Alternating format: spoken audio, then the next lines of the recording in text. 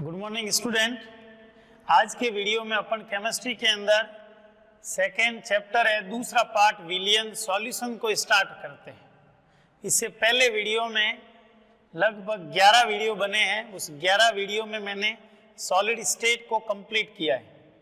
अब दूसरा सॉल्यूशन विलियन के अंदर है कि विलियन क्या होता है, इसका इंट्रोडक्शन देखते हैं, फिर विलियन के प्रकार, फिर सांद्रता को व्यक्त करने की इकाइयाँ, फिर इसके फैक्टर और अपन आगे इसके बढ़ेंगे। विलियन का मतलब जब दो या दो से अधिक पदार्थों को आपस में मिलाया जाता है तो एक प्रकार का समांगी मिश्रण बनता है, और जो समांगी मिश्रण बनता है उसे विलियन कहते हैं। कि जब एक प्रकार के द्विअंगी विलियन में जैसे दो पदार्थों को आपस में मिला दे तो समांगी मिश्रण बन जाता है, जिनका रासायनिक संगठन समान होता है, तो वह विलियन बनता है। अब विलियन के अंदर जैसे कोई द्विअंगी विलियन है, द्विअंगी विलियन जिसके अंदर दो घटक है, जिस घटक या अवयव की मात्रा कम होती है उसे तो कहते हैं विलेय, सॉल्यूट, और जिस घटक या अवयव की मात्रा अधिक होती है उसे कहते हैं विलायक, सॉल्वेंट। विलेय प्लस विलायक से विलियन बनता है, विलेय प्लस विलायक से विलियन बनता है, सॉल्यूट प्लस सॉल्वेंट से सॉल्यूशन बन जाएगा।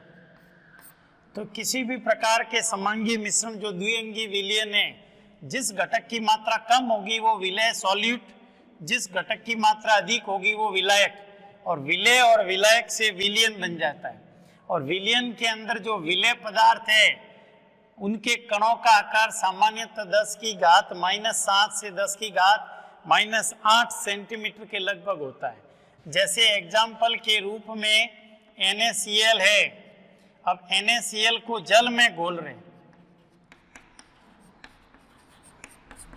अब NaCl को जल में घोलकर संतृप्त विलियन बनाए, तो NaCl को जल में घोल रहे, तो NaCl कम मात्रा में है तो NaCl यहाँ पर विलेय है, और NaCl नमक को जल में घोल रहे हैं, ये जल विलायक है, और NaCl को जल में घोलने पर नमक का संतृप्त विलियन बन जाता है, नमक का संतृप्त विलियन बन जाता है। तो इस प्रकार से विलियन जो है एक प्रकार का समांगी मिश्रण है, जिसमें जिस घटक की मात्रा कम है वह विलेय, और जिस घटक की मात्रा अधिक है वह विलायक कहलाता है, और विलेय और विलायक से विलियन बनता है। जैसे विलियन के प्रकार में विलेय पदार्थ की मात्रा के आधार पर, विलेय पदार्थ की मात्रा के आधार पर विलियन कौन कौन से प्रकार के हैं। जैसे पहला लिखते हैं तनु विलियन, जिसको कहते हैं डाइल्यूट सॉल्यूशन। इसी प्रकार दूसरा है सांद्र विलियन, कंसंट्रेट सॉल्यूशन। तीसरा है असंतृप्त विलियन।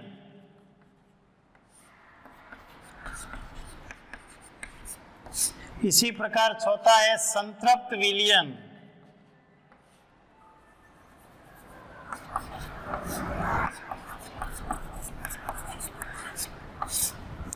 और पांचवा है अति संतृप्त विलियन।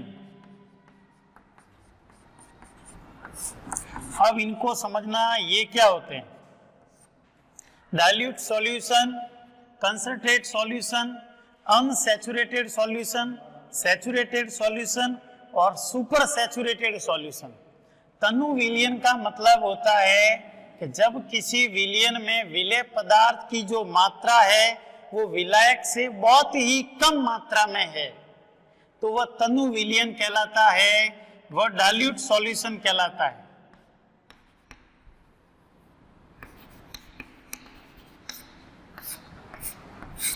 कि जब भी विलेय पदार्थ की जो मात्रा है वो विलायक की तुलना में बहुत ही कम है तो वो तनु विलियन कहलाएगा। और यदि किसी विलियन में विलेय अधिक मात्रा में है, कि विलायक के अंदर विलेय ज्यादा मात्रा में घुला हुआ है, तो वो कंसंट्रेट सॉल्यूशन बन जाएगा, उसको सांद्र विलयन कहा जाता है। अब इसको समझना, असंतृप्त, संतृप्त और अति संतृप्त क्या होता है। असंतृप्त का मतलब जब किसी विलयन के अंदर दिए गए ताप पर किसी विलायक में विलय पदार्थ की अधिकतम मात्रा घोली जाती है तो वह असंतृप्त विलयन कहलाता है। और असंतृप्त विलयन के लिए जिस पदार्थ को घोल रहे हो, जैसे उसमें आयन बन रहे हैं, तो ये है जैसे आयनी सांद्रता का गुणनफल, आयनी सांद्रता का गुणनफल, और इससे निकलता है विलेयता गुणनफल KSP।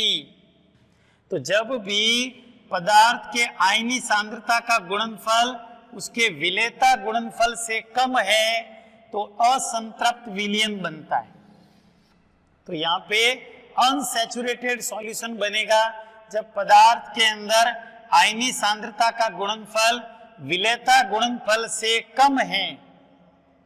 जबकि संतृप्त विलयन में क्या होता है, सैचुरेटेड सॉल्यूशन के अंदर कि निश्चित ताप पर 100 ग्राम विलायक में, निश्चित ताप पर किसी 100 ग्राम विलायक में घुली हुई विलेय पदार्थ की अधिकतम मात्रा वो संतृप्त विलयन कहलाता है।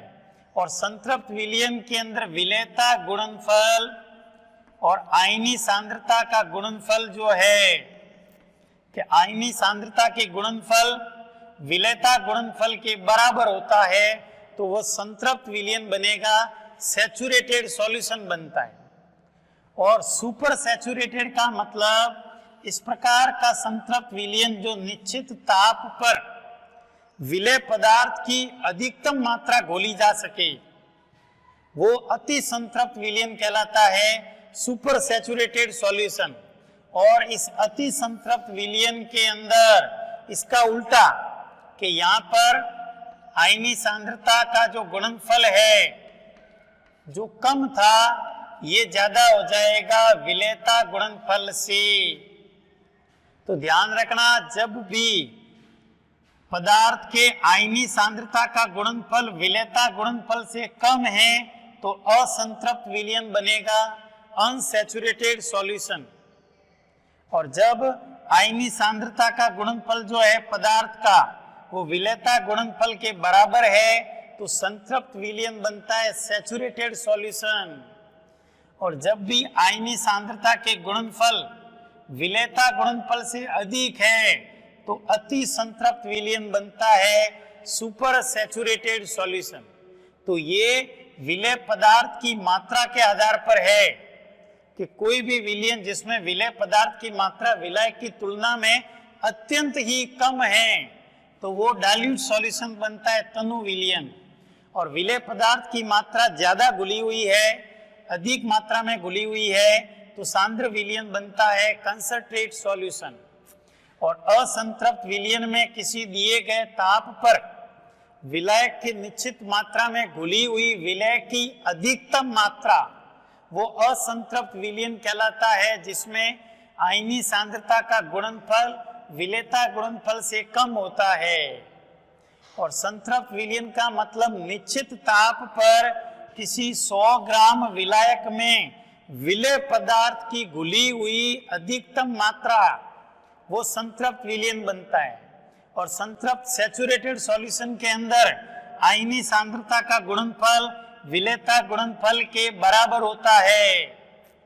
और अति संतृप्त विलयन सुपर सैचुरेटेड सॉल्यूशन में क्या होता है कि निश्चित ताप पर किसी विलेय पदार्थ की अधिकतम मात्रा को घोलने से बना संतृप्त विलयन जो है वो अति संतृप्त विलयन कहलाता है, सुपर सैचुरेटेड सॉल्यूशन, जिसमें आयनी सांद्रता का गुणनफल विलेयता गुणनफल से अधिक होता है। उसके बाद में विलयन की भौतिक अवस्था के आधार पर वर्गीकरण पढ़ते हैं कि विलयन की भौतिक अवस्था ठोस, द्रव और गैस के आधार पर विलयन के प्रकार कौन कौन से हैं। अब देखना, इसमें भौतिक अवस्था के आधार पर विलयन के प्रकार। भौतिक अवस्था के आधार पर भौतिक अवस्था के आधार पर विलयन के प्रकार।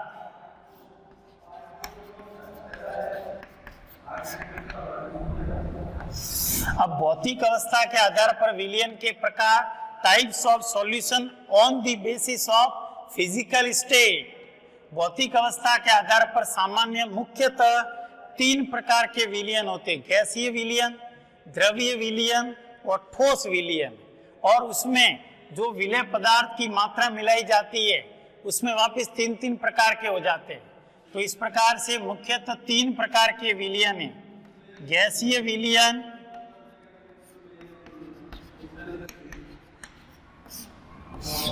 दूसरा है द्रवीय विलयन, लिक्विड सॉल्यूशन, और तीसरा है ठोस विलयन। अब इसके अंदर जैसे विलय पदार्थ और विलायक, ठीक है, फिर इसके बाद में अपन इसके कुछ एग्जाम्पल भी देखते हैं। अब विलायक जो होगा वो विलयन बनेगा, ध्यान रखना। विलायक गैसीय विलयन मतलब गैस को गैस में मिलाओ, यहां पर विलायक गैस ही रहेगा, ध्यान रखना। विलय गैस, द्रव और ठोस हो सकता है कि गैस को गैस में मिलाओ, द्रव को गैस में मिलाओ, ठोस को गैस में मिलाओ, जो विलायक होगा वो विलयन बनेगा। जैसे द्रवीय विलयन, तो सॉल्वेंट आपको लिक्विड रखना है। अब द्रव के अंदर गैस को मिलाओ, द्रव में द्रव को मिलाओ, द्रव में ठोस को मिलाओ, जो विलायक होगा वो विलयन बनेगा। द्रव विलायक है तो द्रवीय विलयन, गैस विलायक है तो गैसीय विलयन, और ठोस विलयन के अंदर सॉल्वेंट ठोस ही होगा, सॉलिड। सॉलिड जो है विलय, वो गैस, द्रव या ठोस कोई भी हो सकता है। तो जब भी गैस, द्रव या ठोस को गैस में मिलाते हैं तो गैसीय विलयन बनता है, द्रव में मिलाते हैं तो द्रवीय विलयन बनता है, और ठोस में मिलाते हैं तो ठोस विलयन बनता है। मतलब जो विलायक होगा वो विलयन बनेगा। जैसे यहाँ पर किन्हीं 2 गैसों को आपस में मिलाना है, जैसे नाइट्रोजन और ऑक्सीजन को मिला दिया तो एक प्रकार का समांगी मिश्रण बन जाता है, तो यह एक गैसीय विलयन बन गया जिसमें विलय विलायक दोनों गैस है। इसी प्रकार वायु है जिसके अंदर मिश्रित गैसें है। द्रव को गैस में मिलाना है, जैसे CHCl3, क्लोरोफॉर्म की वाष्प को नाइट्रोजन में मिश्रित कर दो, तो यहां पर द्रव को गैस में मिला दिया, ठीक है। या जल वाष्प का नाइट्रोजन में मिश्रण कर दो। ठोस को गैस में मिलाना है, जैसे सब्लिमेट, ऊर्ध्वपातज जो पदार्थ है जैसे अमोनियम क्लोराइड है या नौसादर जैसे कपूर है, इनको नाइट्रोजन के साथ में मिश्रित कर दो। जैसे कपूर को नाइट्रोजन के साथ मिक्स कर दिया, अमोनियम क्लोराइड को नाइट्रोजन के साथ में मिक्स कर दिया, तो एक प्रकार का सब्लिमेट हो जाएगा, ऊर्ध्वपातन।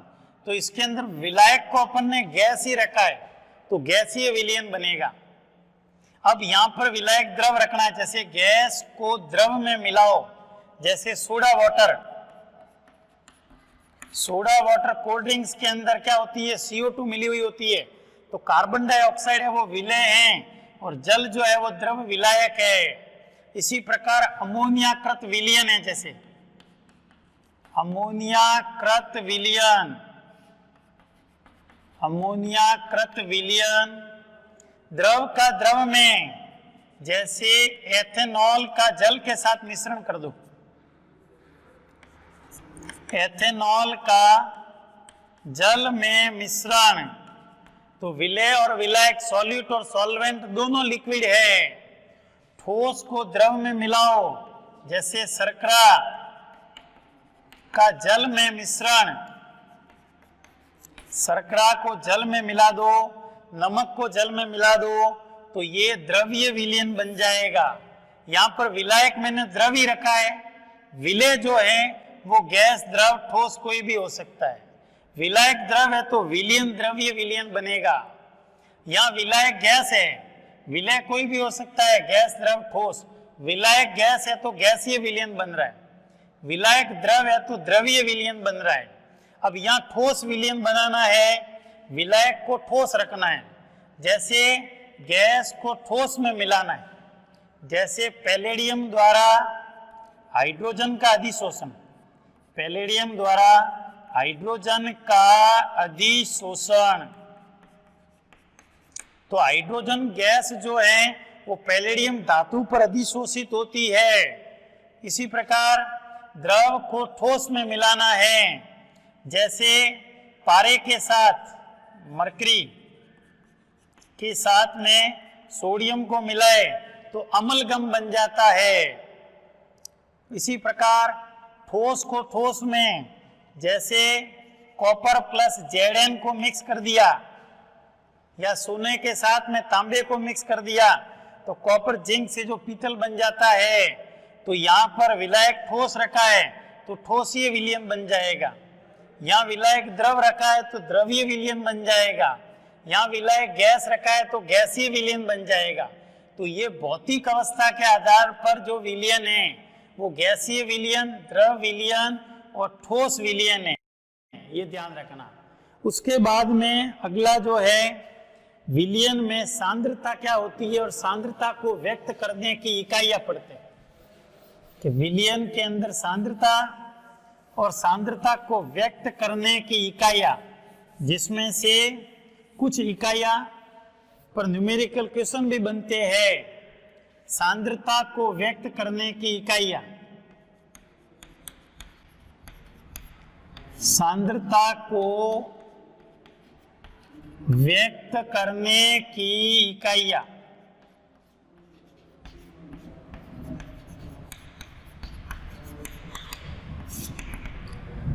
अब सांद्रता को व्यक्त करने की इकाइयां, पहले सांद्रता क्या होती है, कंसंट्रेशन से आप क्या समझते हो? सांद्रता का मतलब है कि जब किसी विलयन या विलायक की निश्चित मात्रा में उपस्थित विलय पदार्थ की मात्रा को उस विलयन की सांद्रता कहते हैं, जिसको अलग अलग इकाई में अपन व्यक्त करते हैं। कि विलयन की जो सांद्रता है उसको व्यक्त करने की इकाइयों को अपन दो भागों में बांट लेते हैं। एक तो होती है भार भार मात्रक पद्धति, भार भार मात्रक पद्धति, एक होती है भार आयतन मात्रक पद्धति।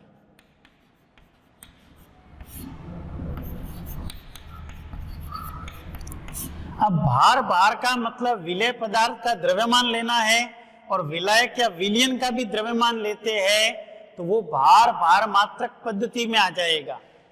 और भार आयतन का मतलब है विलय पदार्थ का द्रव्यमान लेना है और विलयन का आयतन लेंगे तो भार आयतन मात्रक आ जाएंगे। अब भार भार के अंदर जैसे द्रव्यमान प्रतिशत, द्रव्यमान प्रतिशत, मास परसेंटेज, इसी प्रकार से जैसे इसके अंदर मोल अंश पढ़ेंगे, मोल भिन्न, मोल अंश या मोल प्रभाज, XI, मोल फ्रैक्शन, या जैसे ppm, पार्ट्स पर मिलियन, या जैसे मोललता, मोललता, मोलेलिटी स्मॉल m, जिसके अंदर विलय पदार्थ का द्रव्यमान लेंगे और विलायक या विलयन का भी द्रव्यमान लेते। तो ये भार भार मात्रक पद्धति है, ये ताप पर निर्भर नहीं करती है। ध्यान रखना, इसमें कई बार पूछते हैं कि ताप पर कौन सी मात्रक पद्धति निर्भर करती है और कौन ताप से अप्रभावित रहती है। तो अपन को पता है कि आयतन है, ये ताप पे निर्भर करता है, द्रव्यमान ताप पे निर्भर नहीं कर रहा है। तो बार बार ताप से अप्रभावित रहती है। ये आयतन शब्द आ रहा है, ये इसमें जो इकाइयां आएगी मात्रक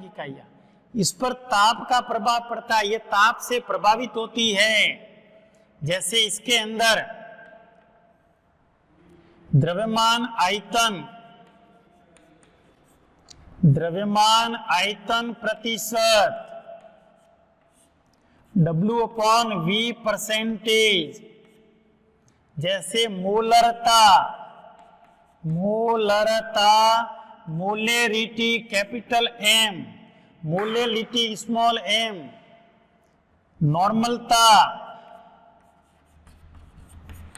नॉर्मेलिटी कैपिटल N, फॉर्मेलिटी। तो ये जो है वो भार आयतन मात्रक पद्धति में पढ़ेंगे। इनमें से एक एक मात्रक पद्धति को अपन समझेंगे और एक एक पर अपन न्यूमेरिकल करेंगे कि ये इकाइयां क्या, जिसमें मोलरता, नॉर्मलता, फॉर्मलता, मोल अंश, पीपीएम, इनमें से कई बार क्वेश्चन बनते हैं, इसके अंदर ध्यान रखना। तो सांद्रता क्या है? किसी विलायक या विलयन की जो निश्चित मात्रा है उसमें उपस्थित जो विलय पदार्थ की मात्रा है उसे सांद्रता कहते हैं। और सांद्रता को व्यक्त करने की जो इकाइयां हैं, बार मात्रक वेट और बार आयतन वेट वॉल्यूम, बार के अंदर द्रव्यमान प्रतिशत, मोल अंश, पीपीएम पार्ट्स पर मिलियन, मोललता, ये कुछ इकाइयां पढ़ेंगे। बार आयतन के अंदर द्रव्यमान आयतन प्रतिशत, मोलरता, नॉर्मलता, फॉर्मलता, तो ये भार आयतन के अंदर आती है। ये ताप से प्रभावित होती है, इस पर ताप का कोई प्रभाव नहीं पड़ता है। तो नेक्स्ट वीडियो में अपन इन सांद्रता की इकाइयों को पढ़ेंगे और इन पर न्यूमेरिकल क्वेश्चन भी करेंगे। Thanks student.